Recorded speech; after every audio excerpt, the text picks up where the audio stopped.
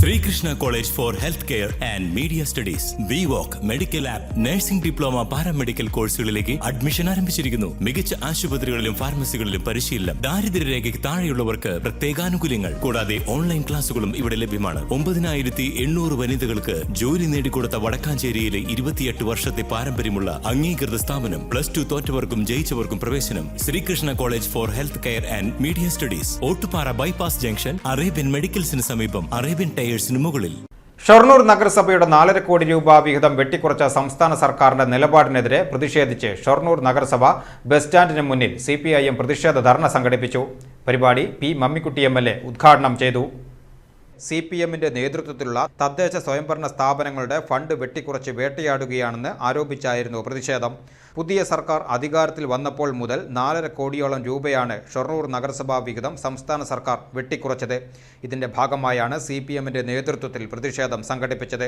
രാവിലെ 11 മണിക്ക് ഷൊർണൂർ നഗരസഭ ബസ് സ്റ്റാൻഡിന് മുന്നിൽ നടന്ന പ്രതിഷേധ ധർണ P. മമ്മിക്കുട്ടി MLA ഉദ്ഘാടനം ചെയ്തു. നാടിന്റെ വികസനത്തിന് വിവേചനം കാണിക്കുന്നത് ശരിയായ രീതിയല്ലെന്നും LDFന്റെ ഭരണകാലത്ത് എല്ലാ തദ്ദേശ സ്ഥാപനങ്ങൾക്കും ഒരുപോലെ ഫണ്ട് അനുവദിച്ച് വികസനങ്ങൾ വർദ്ധിപ്പിച്ചിട്ടുണ്ടെന്നും അദ്ദേഹം പറഞ്ഞു. ഇടതുപക്ഷ മുന്നണി ഗവൺമെന്റ് ജനകീയാസൂത്രണ പ്രസ്ഥാനം പദ്ധതി നടപ്പാക്കുക വഴി തന്നെ ഈ കേരളത്തിൽ പദ്ധതി വിഹിതത്തിന്റെ 28, 30, 40% വരെയുള്ള ഫണ്ട് തദ്ദേശ സ്ഥാപനങ്ങൾക്ക് കൈകാര്യം ചെയ്യുന്നതിന് വേണ്ടി വിട്ടുകൊടുത്തിരുന്നു. അത് കൈകാര്യം ചെയ്യുന്നതിന് വേണ്ടിയുള്ള ഫണ്ട് കൊടുക്കുന്നതോടൊപ്പം തന്നെ അത് കൈകാര്യം ചെയ്യാനുള്ള അധികാരവും കൊടുത്തിരുന്നു. സാധാരണ പറയാനുള്ള അധികാരവും സമ്പത്തും എന്നാണ്. ആ നിലയിലാണ് നമ്മുടെ തദ്ദേശ സ്വയംഭരണ സ്ഥാപനങ്ങളെല്ലാം ശക്തിപ്പെട്ടു വന്നത്.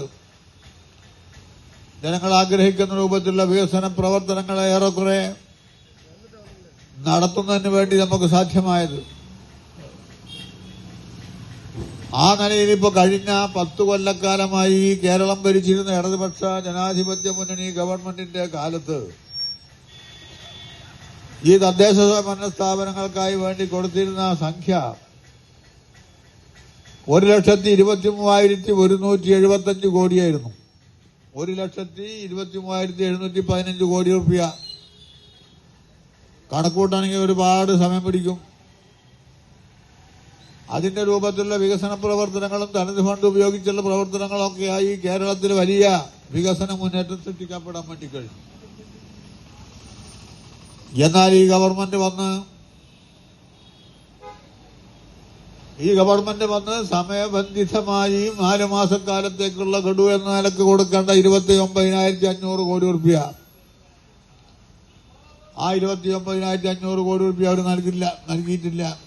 പരിപാടിയിൽ നഗരസഭാ ചെയർപേഴ്സൺ P. നിർമ്മല, മുൻ നഗരസഭാ അധ്യക്ഷൻ MK Jayaprakash, Sindhu, VK Anuraj, CK Soumya എന്നിവർ പരിപാടിയിൽ പങ്കെടുത്ത് സംസാരിച്ചു.